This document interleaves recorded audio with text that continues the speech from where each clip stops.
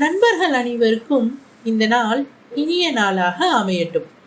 நம்ம வாழ்க்கையில் நம்ம டெய்லி பல தடைகளை ஃபேஸ் பண்ணுறோம்.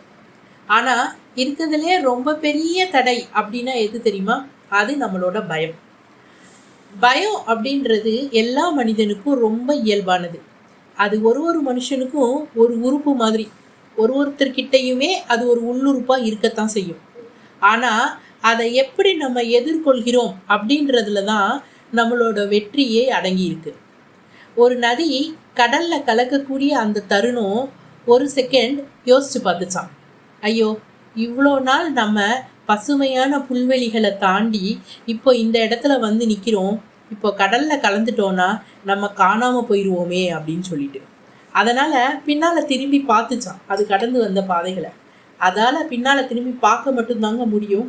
எக்காரணத்தை கொண்டும் பின்னால் போகவே முடியாது. ஆனால் முன்னால் போய் தான் ஆகணும், வேற வழி இல்லை. எதிரில் இருக்கிறது கடல், போய் கலந்தே ஆகணும். இப்போது தன்னோட பயத்தை ஒதுக்கி வச்சுட்டு கடலில் போய் கலந்துச்சு. அப்போது நதி கடலாக மாறிடுச்சு. முதல்ல இந்த நதிக்கு இருந்த பயம் கடலில் காணாமல் போயிடுவோம் அப்படின்ற பயம். ஆனால் கடலில் கலந்ததுக்கு அப்புறம் தான் தெரிஞ்சது அது கடலாக மாறுது அப்படின்னு சொல்லிட்டு. நம்மளும் நம்மளோட வாழ்க்கையில் நிறைய ரிஸ்க் எடுக்கிறதுக்கு பயப்படுவோம். ஆனால் ஒரு தடவை அதை முன்னால் காலை எடுத்து வச்சு ட்ரை பண்ணி பார்த்தோன்னு வச்சுக்கோங்களேன், நம்ம நதியாக இல்லாமல் கடலில் கலந்து போகாமல் கடலாக மாறுவோம். அப்போது நம்மளை பார்த்து யாராவது இதெல்லாம் ஏன் முயற்சி பண்ணுற அப்படின்ற மாதிரி கேட்டாங்க அப்படின்னு சொன்னால் நீங்கள் தைரியமாக சொல்லலாம், நான் கடலாக மாறிக்கிட்டு இருக்கேன். இப்போது நம்ம எதை முயற்சி செஞ்சாலும் சரி, நமக்குள்ளே ஒரு பயம் வரும். ஒருத்தரும் ஒன்று சொல்லுவாங்க, அதை கேட்கும்போது இன்னும் அந்த பயம் ஜாஸ்தியாகும்.